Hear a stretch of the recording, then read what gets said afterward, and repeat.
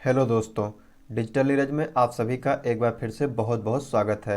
आज की इस वीडियो में हम बात करने वाले हैं कि अगर आप एक सीएससी वीएलई हैं और अपने सीएससी के माध्यम से एक कास्ट सर्टिफिकेट यानी जाति प्रमाण पत्र को बनाना चाहते हैं तो किस तरीके से आप अपने सीएससी के माध्यम से एक जाति प्रमाण पत्र को बना सकते हैं। साथ ही ये भी बात करूंगा कि जिनका भी आप कास्ट सर्टिफिकेट बनाने वाले हैं, चाहे वो किसी भी कैटेगरी के हों, उनका एज ग्रुप कोई भी हो, चाहे वो महिला हो या फिर पुरुष हो, उनके लिए किन किन डॉक्यूमेंट की रिक्वायरमेंट होती है ताकि आपका जो सर्टिफिकेट है वो कोई भी विभागीय अधिकारी रिजेक्ट ना कर पाए और आप एक रिजेक्शन फ्री सर्टिफिकेट बना पाएँ।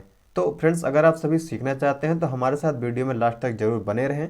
साथ ही चैनल पर नए हैं और ऐसे ही और भी नॉलेजफुल अपडेट देखना चाहते हैं तो प्लीज़ चैनल को सब्सक्राइब करके बेल आइकन को प्रेस करना ना भूलें ताकि आपको नोटिफिकेशन मिले हमारे आने वाले हर एक वीडियो की सबसे पहले। तो फ्रेंड्स, अब वीडियो को स्टार्ट करते हैं। सबसे पहले आपको अपने किसी ब्राउज़र को ओपन कर लेना है।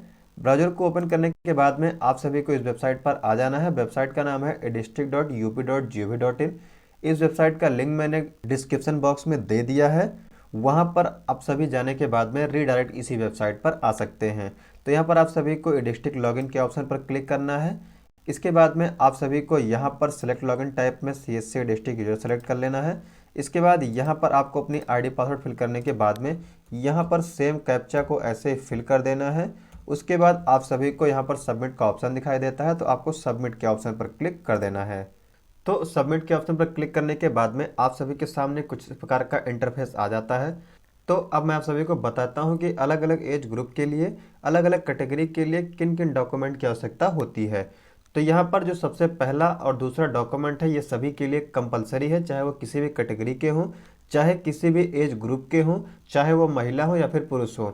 ये दो डॉक्यूमेंट सभी के लिए कंपलसरी है और वो सबसे पहला है एक पासपोर्ट साइज फ़ोटो, दूसरा एक स्वप्रमाणित घोषणा पत्र।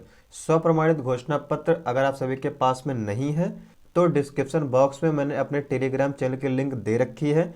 वहां पर जाने के बाद में आप हमारे टेलीग्राम चैनल को जरूर ज्वाइन करें। टेलीग्राम चैनल को ज्वाइन करने के बाद में आप सभी स्वप्रमाणित घोषणा पत्र को ईजिली डाउनलोड कर पाएंगे।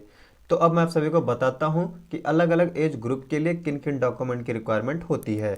तो सबसे पहले मैं आप सभी को बता दूं, जो स्वप्रमाणित घोषणा पत्र है इसको आपको कभी भी, जिनका भी आप कास्ट सर्टिफिकेट बनाने वाले हैं, अगर उसकी एज 18 साल या फिर 18 साल से कम है तो कभी भी आप अगर उनका स्वप्रमाणित घोषणा पत्र फिल कर रहे हैं तो कभी भी उनके नाम से ना फिल करें।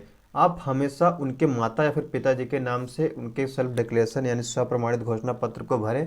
साथ ही आप उनके माता या फिर पिता जिनके भी नाम से आप स्वप्रमाणित घोषणा पत्र भरेंगे, आप उनके आधार कार्ड की एक कॉपी जरूर अटैच करेंगे। ऐसा करने से आपका जो भी सर्टिफिकेट है वो आपका रिजेक्ट नहीं होगा। कहने का मतलब 18 साल या फिर 18 साल से कम के जितने भी बच्चों का आप कास्ट सर्टिफिकेट बनाएंगे, उस केस में जो स्वप्रमाणित घोषणा पत्र है वो आपको उनके माता या फिर पिताजी के नाम से ही फिल करना है।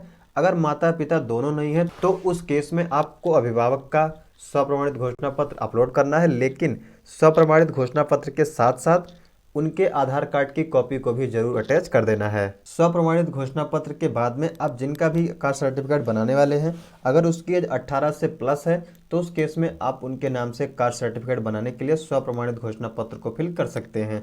ये दो डॉक्यूमेंट के बाद में अगर आप जिनका भी कास्ट सर्टिफिकेट बनाने वाले हैं उसके आधार कार्ड के साथ में उसके पिताजी का आधार कार्ड या फिर राशन कार्ड हो तो राशन कार्ड, परिवार रजिस्टर हो तो परिवार रजिस्टर, या फिर पुराना निवास हो या फिर पुराना जात सर्टिफिकेट हो, इन सभी डॉक्यूमेंट में आप सभी प्रयास करें कि ज़्यादा से ज़्यादा 2 से 3 डॉक्यूमेंट जरूर अटैच करें। कहने का मतलब फोटो और स्वप्रमाणित घोषणा पत्र के बाद में जो भी डॉक्यूमेंट मैंने बताए, जैसे आधार कार्ड, उसके पिताजी का आधार कार्ड, राशन कार्ड हो, परिवार रजिस्टर हो, पुराना निवास हो या फिर पुराना जाति हो, तो इन सभी डॉक्यूमेंट में से आपको 2 से 3 डॉक्यूमेंट जरूर अटैच करने हैं। अगर आप 2 से 3 डॉक्यूमेंट अटैच करते हैं और प्रॉपर स्वप्रमाणित घोषणा पत्र को भर के अपलोड करते हैं तो ऐसा करने के बाद में आपका कोई भी विभागीय अधिकारी आपके कास्ट सर्टिफिकेट को या फिर आपके सर्टिफिकेट को रिजेक्ट नहीं कर पाएगा। तीसरी चीज़ मैं आप सभी को बता दूं कि अलग अलग कैटेगरी के लिए कोई स्पेसिफिक डॉक्यूमेंट नहीं है। जितने डॉक्यूमेंट मैंने बताया ये सारे डॉक्यूमेंट सभी कैटेगरी के लिए रिक्वायरमेंट है। आप कोई भी डॉक्यूमेंट किसी भी कैटेगरी के लिए दे सकते हैं। तो अब मैं बात करता हूं कि किस तरीके से आप कास्ट सर्टिफिकेट के लिए अप्लाई कर पाएंगे।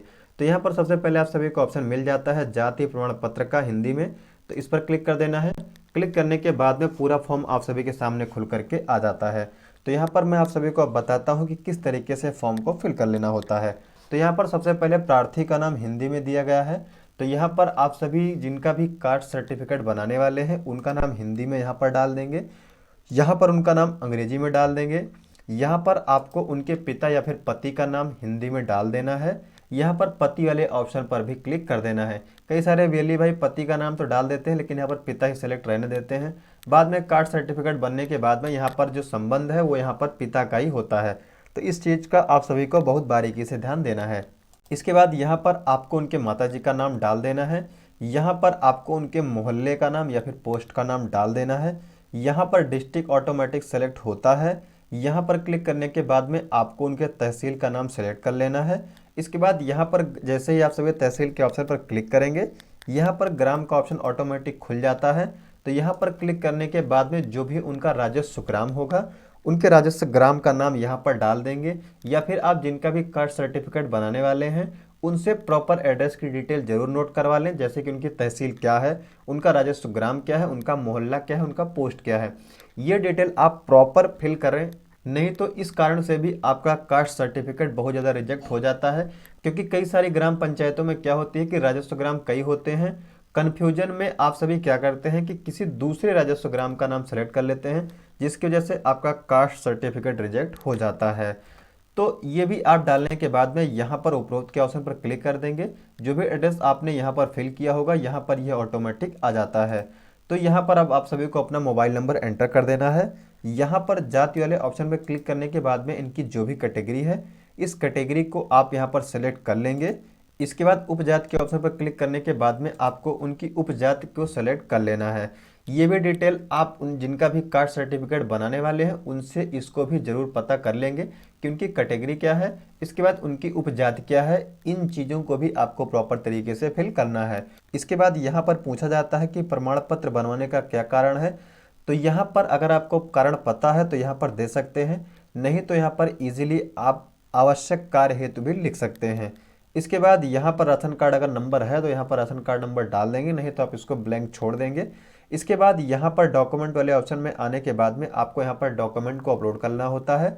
यहाँ पर आप सभी जो भी डॉक्यूमेंट अपलोड करेंगे, फ़ोटो को छोड़ करके बाकी जितने भी डॉक्यूमेंट हैं वो 100 KB या फिर 100 KB के अंदर तक रहेंगे। और जो आप सभी की फ़ोटो है वो फ़ोटो आपकी 50 KB तक ही रहने वाली है, यानी 50 KB या फिर 50 KB के अंदर की फ़ोटो आप सभी अपलोड कर पाएंगे। और यहाँ पर जो डॉक्यूमेंट की फॉर्मेट है वो आप सभी को JPG PNG दोनों में आप सभी का चल जाएगा। तो आप सभी को क्या करना है कि यहाँ पर क्लिक कर लेने के बाद में फ़ोटो और स्वप्रमाणित घोषणा पत्र को आप सेलेक्ट करके अपलोड कर लेंगे बारी बारी। इसके बाद में राशन कार्ड अगर आप सभी अपलोड करने वाले हैं तो यहाँ पर राशन कार्ड के ऑप्शन पर क्लिक करने के बाद में आप राशन कार्ड को अपलोड कर देंगे। इसके बाद आप जो भी डॉक्यूमेंट अटैच करने वाले हैं, जैसे कि आधार कार्ड या फिर पिताजी का आधार कार्ड या परिवार रजिस्टर या पुराना निवास या फिर पुराना जाति, तो इस तरीके से इन सभी को डॉक्यूमेंट को अपलोड करने के लिए यहाँ पर अन्य के ऑप्शन पर आप सभी क्लिक कर देंगे। अन्य के ऑप्शन पर जैसे ही आप सभी क्लिक करेंगे आप सभी के सामने देख पाएंगे कि एक और चेकबॉक्स खुल करके आप सभी के सामने आ जाता है। तो यहाँ पर उस डॉक्यूमेंट का आप सभी को नाम डाल देना है। जैसे आप सभी यहाँ पर देख सकते हैं मैंने बहुत सारे डॉक्यूमेंट को यहाँ पर अपलोड किया हुआ है। तो आप सभी इन्हीं डॉक्यूमेंट में से किसी एक डॉक्यूमेंट को सेलेक्ट कर लेंगे। इसके बाद में ब्राउज के ऑप्शन पर क्लिक करने के बाद में आप सभी को अपने डॉक्यूमेंट को सेलेक्ट कर लेना है। इसके बाद अपलोड के ऑप्शन पर क्लिक कर देना है। तो इसी तरीके से जितने डॉक्यूमेंट को आप अपलोड करते जाएंगे यहाँ पर उन सभी डॉक्यूमेंट का आप सभी को नाम दिखाई देगा। सारे डॉक्यूमेंट को अपलोड कर लेने के बाद में यहाँ पर आपको कैप्चा को एंटर कर देना है। इसके बाद सबमिट के ऑप्शन पर क्लिक कर देना है। तो जैसे ही आप सभी दर्ज करें के ऑप्शन पर क्लिक करेंगे आप सभी के सामने पूरा फॉर्म इस तरीके से खुल करके आ जाता है। अब यहाँ पर सारी डिटेल को आप सभी को एक बार चेक कर लेना है। अगर आपकी सारी डिटेल सही है तो ठीक है। अगर आप सभी को लगता है कि यहाँ पर कुछ चीज़ें अभी करेक्शन करना है या फिर कुछ चीज़ें गलत हो गई हैं तो आप सभी नीचे आ जाएंगे। नीचे आने के बाद में आप सभी यहाँ पर देख सकते हैं आप सभी को एक ऑप्शन मिल जाता है आवेदन संशोधित करें। इस ऑप्शन पर क्लिक करने के बाद में पूरा फॉर्म आप सभी के सामने फिर से खुल करके आ जाता है। आप सभी डिटेल को करेक्ट करने के बाद में फिर से कैप्चा को एंटर करके दर्ज करें के ऑप्शन पर क्लिक करेंगे तो ये फिर से आप सभी के सामने इसी प्रकार से खुल करके आ जाता है। मेरा सब कुछ सही है तो इसलिए मैं यहाँ पर कुछ भी चीज़ें करेक्शन नहीं करूँगा। तो यहाँ पर मैं सीधा दर्ज करें के ऑप्शन पर क्लिक कर देता हूँ। जैसे ही फ्रेंड्स आप सभी दर्ज करें के ऑप्शन पर क्लिक करेंगे आप सभी के सामने कुछ इस प्रकार का इंटरफेस आ जाएगा और यहाँ पर जो आपका वॉलेट होता है एडिस्टिक का, वो यहाँ पर लॉगिन करने के लिए आ जाता है। तो यहाँ पर लॉगिन का ऑप्शन मिल जाता है, तो आपको लॉगिन के ऑप्शन पर क्लिक कर लेना है। यहाँ पर आपको अपना आईडी पासवर्ड डालने के बाद में लॉगिन के ऑप्शन पर क्लिक कर देना है। इतना करने के बाद में आप सभी के सामने कुछ इस प्रकार का इंटरफेस आ जाता है। तो यहाँ पर आप सभी को दोबारा से कन्फर्म के ऑप्शन पर क्लिक कर देना है। कन्फर्म के ऑप्शन पर क्लिक करने के बाद में एक बार सारी डिटेल आप सभी को फिर से दिखाई जाती है, जैसे कि आपका एप्लीकेशन नंबर, आप किस सर्विस का यूज़ करने वाले हैं, इसका जो सर्विस चार्ज है वो कितना है, सारी चीज़ें यहाँ पर आप सभी को दिखाई जाती हैं। तो इतना सारी चीज़ें चेक करने के बाद में आप सभी को यहाँ पर सबमिट का ऑप्शन दिखाई देता है। तो आप सभी को सबमिट के ऑप्शन पर क्लिक कर देना है। सबमिट के ऑप्शन पर क्लिक करने के बाद में आप सभी को फिर से एक बार सर्विस का नाम और ट्रांजैक्शन आईडी आप सभी के सामने आ जाती है और साथ ही आपका एप्लीकेशन नंबर आ जाता है। अब इसके बाद में आप सभी को यहाँ पर प्रोसीड का ऑप्शन दिखाई देता है, तो आप सभी को प्रोसीड के ऑप्शन पर क्लिक कर देना है। जैसे ही फ्रेंड्स आप सभी प्रोसीड के ऑप्शन पर क्लिक करेंगे तो यहाँ पर आप सभी के सामने आ जाता है पेमेंट इज सक्सेसफुल। अब यहाँ पर आप सभी को proceed to forward approval authority के ऑप्शन पर क्लिक कर देना है। तो फ्रेंड जैसे ही आप सभी प्रोसीड या फिर अप्रूवल अथॉरिटी के ऑप्शन पर क्लिक करेंगे, आप सभी के सामने यहाँ पर पूरी की पूरी पावती रसीद जनरेट होकर के आ जाती है। अब आप सभी चाहें तो इसको प्रिंट करके जिनका भी आप बना रहे हैं उनको देना चाहें तो ये दे सकते हैं। और यहाँ पर आप सभी को एक बार फिर से पूरी डिटेल देखने को मिल जाती है। साथ ही यहाँ पर यह भी बताया जा रहा है कि यहाँ पर अधिकतम 20 कार्य दिवस के अंदर आपका कास्ट सर्टिफिकेट विभागीय अधिकारी द्वारा चेक करने के बाद में निस्तारित कर दिया जाता है और निस्तारित करने के बाद में आप सभी अपने पोर्टल पर ही इसको दोबारा से प्रिंट कर पाएंगे। तो फ्रेंड्स ये था पूरा कंप्लीट वीडियो कि किस तरीके से साल 2022 में आप एक कास्ट सर्टिफिकेट को बिना रिजेक्शन के आप सभी आसानी से बना सकते हैं। आई होप आप सभी को वीडियो पसंद आई हो। अगर आप सभी का अभी भी कोई सवाल या फिर सुझाव हो तो प्लीज़ हमें कमेंट जरूर करें। साथ ही अगर आप सभी को और हमारे हेल्प की ज़रूरत है तो आप हमें प्लीज़ इंस्टाग्राम पर भी ज़रूर कांटेक्ट करें। इंस्टाग्राम की लिंक मैंने आप सभी को डिस्क्रिप्शन बॉक्स में दे रखी है। तो फ्रेंड्स आज की इस वीडियो में इतना ही। मिलते हैं किसी अन्य टॉपिक पर किसी अन्य नॉलेजफुल वीडियो में। तब तक के लिए गुड बाय, टाटा, जय हिंद। और वीडियो में लास्ट तक बने रहने के लिए आपका बहुत बहुत धन्यवाद।